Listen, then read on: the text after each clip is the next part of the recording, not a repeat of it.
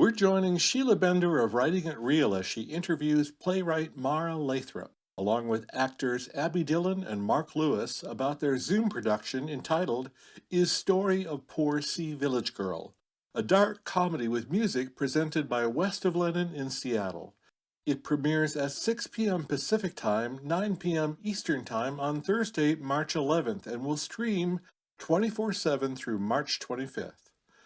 More information is at westoflondon.com, or please find us at Sea Village Girl on Facebook, on Twitter, and on Instagram at Village of Sea. I want to welcome three illustrious people to our Zoom meeting to talk about a play that's going up soon for all of us to see called Is Story of Poor Sea Village Girl. And in that play, we have, first of all, I should say we have the writer, the playwright. Mara, raise your hand, even though we can see your name. Hi, Mara. And we have the two actors. We have Sea Village Girl herself, Abby Dillon. Hello. And we have the man, played by Mark Lewis. So I'm going to read their bios so you can get to know a little bit more about them. Abby Dillon, who plays the girl, began her professional career in New York City at Circle Repertory Theater and the Circle Lab. She had recurring roles on the soap operas Another World and One Life to Live. After moving to Seattle, Abby performed through the years at the Intiman Theater, Seattle Rep, and the Village Theater.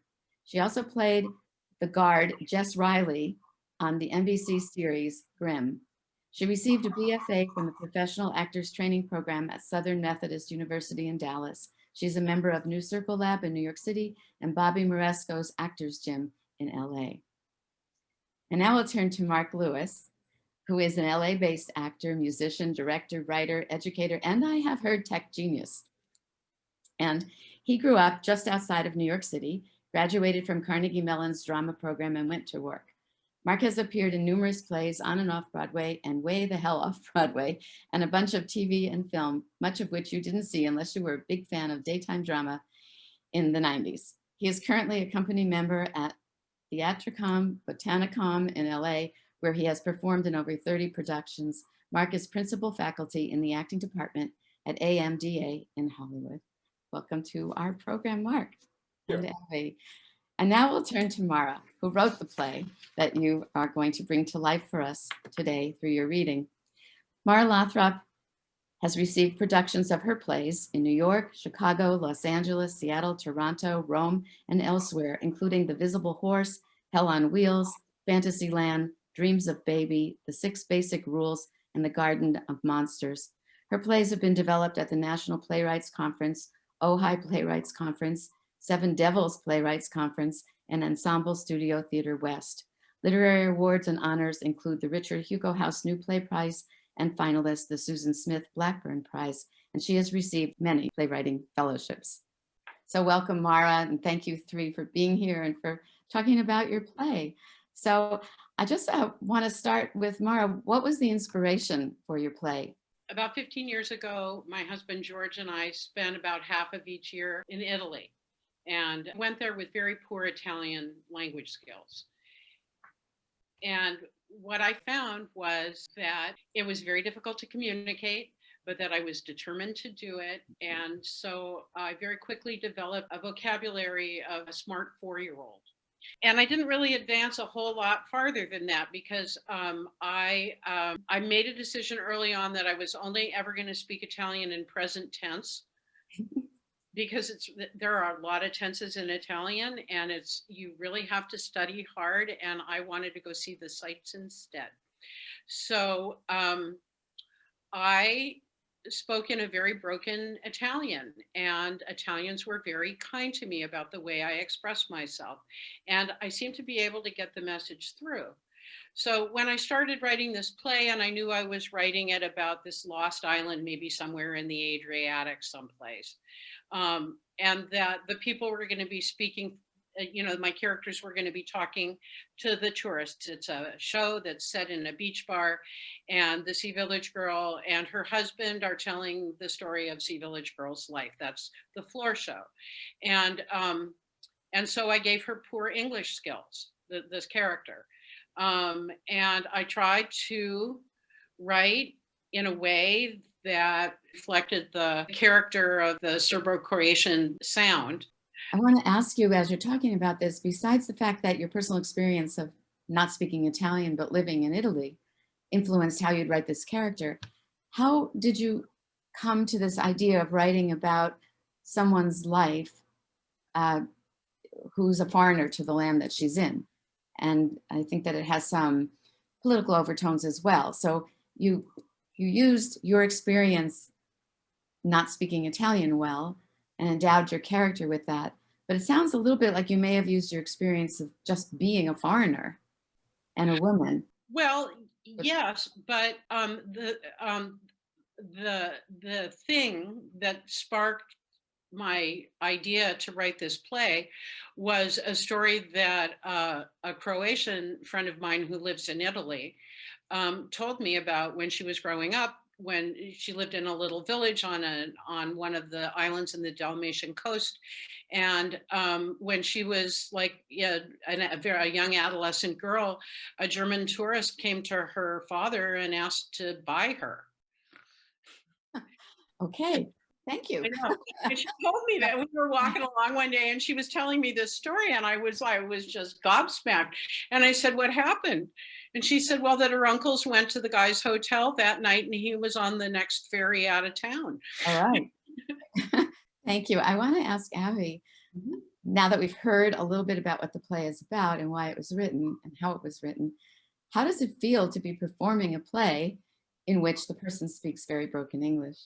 When Mara first showed me the script when she got back from Italy, I started reading it and she had it read in the dialect. And it was so much fun. I love performing different characters for some reason, my mouth, the way I speak can really connect to the language. And it's so fun to be able to use your emotions and your thought process to say words that might not be there. So as an actor, it's far more rewarding, I think, doing it this way than having the language do everything. So to me, it was a gift. And then, Mark, you're the man. So how does that feel in this play? How does it feel to be the man? Uh-huh. Well, what Mara did was she gave me an incredible gift, which is I am the man, but I'm also everybody else in the play. So I counted there are 20 characters in the play that I portray. And so the principal one is the man, who we sort of find out through the course of it, spoilers I guess, is the husband of the Sea Village girl of today.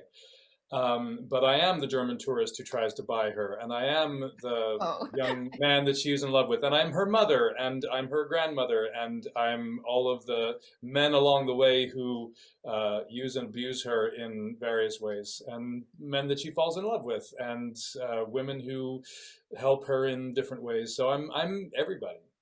So how do I feel to be everybody? It's awesome. Yeah. And so does being one person inform how you'll be the other person? That's a really good question. No, I don't think so. How Abby informs how I am each of these people. Yeah. Thank you. So I'm very interested to know about why this play now during our COVID time when we have to do it by Zoom. And you each probably have some thoughts about that. I mean, some of it's just, I'm sure, and you can repeat this if you want, wanting to stay working. This is a really hard time to use our gifts. And I'm sure that's part of it. So you can say that from your point of view, but also, are there thoughts you have, having read the play a lot, that make it particularly timely? And maybe Mara will hear from the actors first and then you. All right. So Mark, you first this time. Why do this play for me at this time? It's about, yes, as you said, keeping the gears oiled, doing good work and work that is rich like this, emotionally rich, linguistically rich, dogs barking in the background, Zoom. We have to keep working. We have to keep making art, because art is the only thing that's going to make sense of all this incredible chaos. in whatever ways it can, and still pose the questions that we need to ask and that we need to answer for our hearts. So yeah, for sure, this play anytime, but right now it's necessary to do it over Zoom. And I wasn't daunted by that. I thought, I've seen so much incredible innovation from artists, from musicians and dancers and actors and writers over the past year. Incredible leaps of taking this thing that was meant to be just a meeting platform and making it into a performance platform is incredible. My students are doing outstanding work with directing and acting in this format, right? We're still directing and we're still acting for the stage, but Zoom boxes are the stage now. Yeah, I have a thought I want to add to that for Mara when we get to her. Yeah, That's a I wonderful. think that's it's an incredible opportunity for us as artists to keep innovating and to keep reaching out to connect with people through whatever medium is possible. And right now, this is the medium that's possible. We'll see what Abby says. What do you think? Because you're the Well- character who's supposed to be performing for Right. tourists who are right there. So right? Mara and I have worked on this workshop, this piece in LA and in New York and in Seattle, and it's always been kind of almost cooked, right? We've almost cooked it, and then we just, because we're here and like, let's do something creative. We're both, this is such a wonderful piece, and I reached out to this incredible actor, Mark Lewis, who I knew had the chops and the vocal quality and read the script, and he said yes, and so that's what you need, is somebody to say yes, and then you're in, because this is a piece of it's really complex. The story is complex, but it's really fun. It's body, it's big, it's cringy, it's it's the story of hope, and that's why I've loved this character from the first time I read it, is that she goes through all these just horrible things, but she's always hopeful that things are going to be right, that her life is going to be okay. And I think we can all resonate with that. And I think especially at this time, that's why this story makes sense now, at least from my view, is that pretty awful things are happening to all of us right now. Right. I think that's a really good answer too. And Mara, the playwright, what are you thinking about your interest in doing the play now over Zoom? I agree with everything that Mark said about how important it is to find opportunities to work and connect. I've been stuck in my house for a year, the same way everybody's been kind of stuck in their house for a year. And the opportunity to collaborate is like just at the heart of all theater. It doesn't work unless everybody's, pulling together. And just an opportunity to work with Abby, who I've known for a really long time and adore, and we're good friends, and with Mark, who she brought into this project, and also Cynthia, our director. We made a really good mix. We had a lot of fun. We got really great work done. I made improvements to the play. These guys informed me about my characters in a way that I hadn't seen them before, which is really wonderful. And we made a show that's, like Abby said, it'll make you cringe and it'll make you laugh, which is kind of a different version of bittersweet, right? Bittersweet is delicious. It's chocolate, right? But those things don't naturally, people are kind of like, those are two different things. And this is laughter that comes out of a place of uncomfortableness. I want to take a moment to read the bio of your director. She's not Great. with us here because she's probably directing something on Zoom. Actually, she's teaching today. She's teaching. Okay. Her name is Cynthia Stokes. Cynthia's my best friend. Oh, good. Okay. I know Cynthia from years ago in New York City, and she directed me in this incredible show, Angel in Las Vegas, with Joe Mantello, who's now like a very famous Tony Award-winning director. And at that time he was a young actor. And it was, I immediately I'm like, this woman has to be my best friend, because she was so fun to work with and such a light. And she went into directing opera, which is very unusual for a woman, a youngish woman. And I'm like, really? She goes, yeah, I want to direct opera. And she did. And that's who she is. And then when Mara and I started talking about the piece, I thought, you know, because this piece is bigger than life, it's bigger than it needs kind of that director that maybe does something a little bigger than just theater. And so opera, I thought it'd be a good fit for her, and it was, and she loved it. And Also, there's music in the play. there's music, which again, the incredibly talented Mark Lewis brought to life for us. Well, yes, I did have something to do with it. So Mara had written these wonderful tunes, and based them in a sort of, you know, Serbo-Croatian pastiche, right, melodically, but that was kind of all there was. And so she sent me little videos of herself singing each of these songs, basically just like, you know, love is sun very, very warm, just like singing it to me. And so then I took that and made arrangements, and I listened to Croatian folk music and was like, okay, what do we need? So we need something that emulates a balalaika or a guitar, something that emulates a mandolin, something that emulates a squeeze box, you know, concertina. And we need some percussion.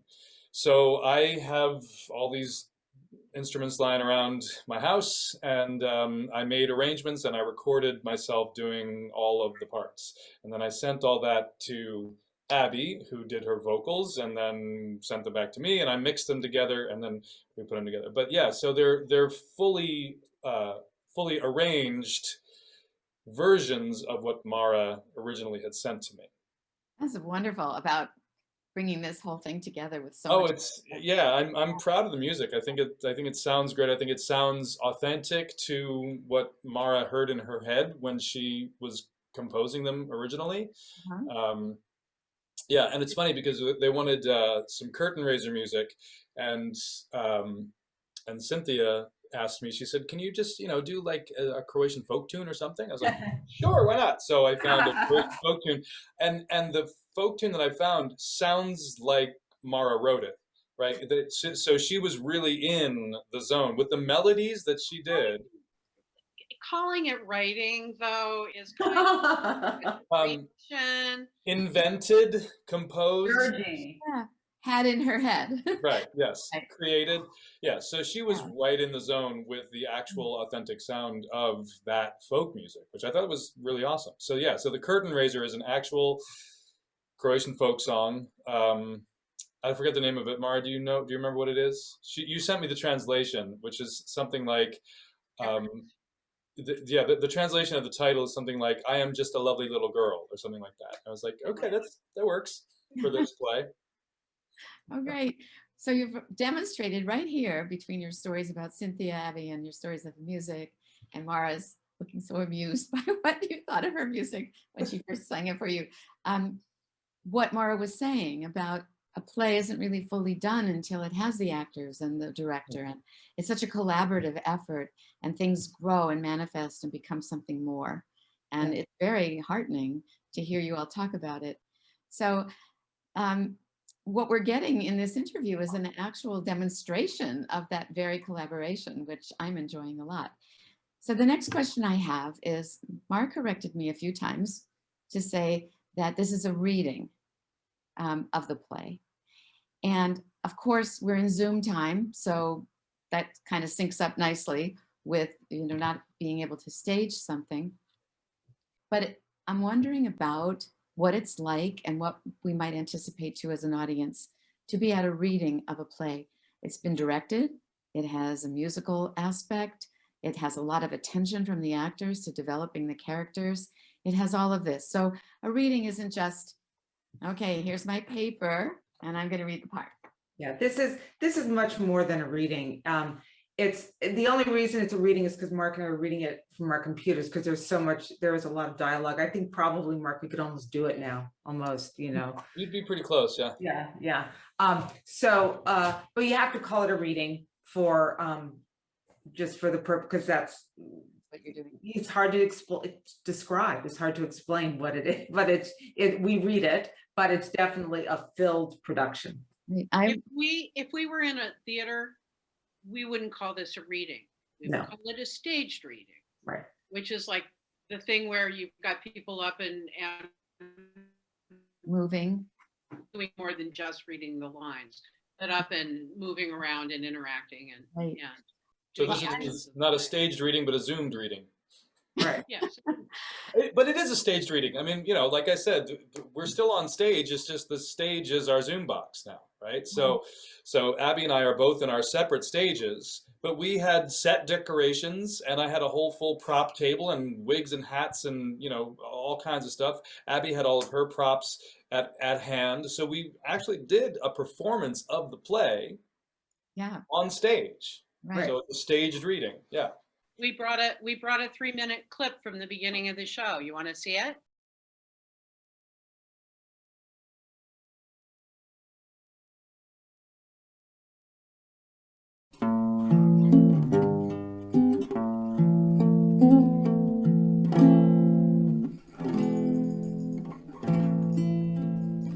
What is story? I want know. What is story? I want know. Story is like ring bells of Sunday. Story is like old meat in stew. And is true, is story is true. And is true, is story is true. Heart is how I want know. Heart is how I want know. Heart of you, delicious like prune jam. Heart is hard like rock make bleed toe. Ow! And is woe, is heart bring big woe. And is woe, is very many much woe. What is story? I want know. What is story? I want know. My feet no touch ground. I am bird with wing. My heart is tell very many all thing. And is true, the story is true. And is true. Is true.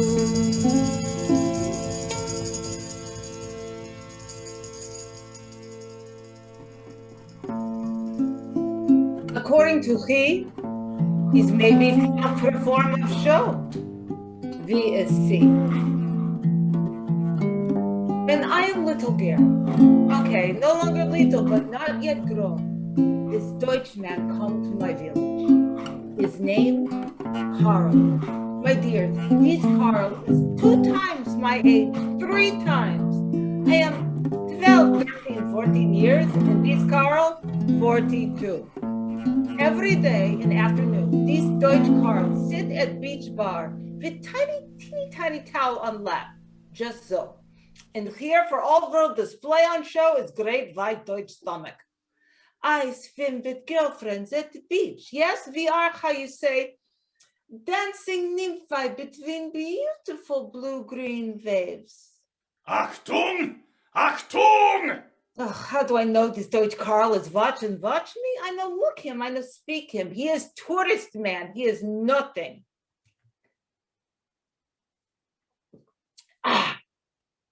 Is rakia, is very, very. There you go. Fabulous. Fabulous. So I cannot wait to see the play. So thank you. I want to take a little bit of time before we end to talk about your partners.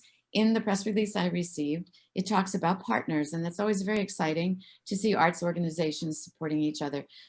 West of Lenin is a fabulous performance space in the Fremont neighborhood in Seattle. There are a couple of different performing spaces and a gallery and a really nice roof deck for parties in the summer.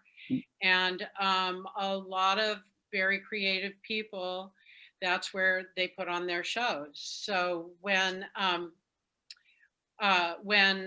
we decided to do this, I called AJ Epstein, the guy that started West of Lennon, it's his place, and said, we got this idea, we can put it together. What do you think about hosting the Zoom of it, and helping us get it done? And he was all for it. But it just shows me again that when people are working creatively, they form such strong bonds, and they can last for decades until the work gets done. So thank you for the introduction of the West of Lennon background. And Abby, you were going to talk about SAG. Right. So Mara was saying that she really wanted donations. She really wanted to have this piece help performers, because in this time it's been so serious. And I had been I'm on the national board of SAG-AFTRA, the union, and was on the board of the SAG-AFTRA Foundation for many years. And I know that the work that they do, we had created a catastrophe fund years ago when the fires started happening in LA and hurricanes, and it was like, this is what our members need to be, they need help when these things happen. And then COVID happened, and so everything went to people because people weren't working. So this is a phenomenal, I know they're so grateful to Mara for suggesting that donations be made, and I hope we can raise a lot of money for people that are struggling, artists that are struggling. So at the end of this interview, we'll be showing information on how to make that donation, and also information on how to find the performance online. I understand, Mara, that it will be up and available for people to watch at their pleasure for a couple of weeks. It will be. We're gonna premiere the show at 6 o'clock West Coast time on March 11th, and then it's going to be continuously streaming through March 25th. So there's lots of opportunities to see it. All right. Well, after hearing Mark's musical performance and Abby's singing and the set, and knowing a little bit of the background of the play, I am very, very eager. So I have a feeling that I'll be there at the premiere, but I'll also be very happy to re-watch it during the days that it's playing. And like all people, and I'm sure you're going to do, I'll share the links around when they're available to Facebook friends and writing friends and friends and relatives. So hoping for a very big and wonderful audience for you to thank you and reward you for all your incredible work. Thank you. So thank you. I don't want to part with you. I feel like we're backstage after the play. Go out for a drink, but another time, right? Yeah, let's go with our masks. Okay. So I just want to thank you again so much, Mara, for writing it, the two of you for acting in it, for developing it, and to our tech team behind the scenes for making it possible for all of us to see it. So I'm going to say goodbye now. All right, thank you, Sheila. Thanks, Sheila. Thank you so much.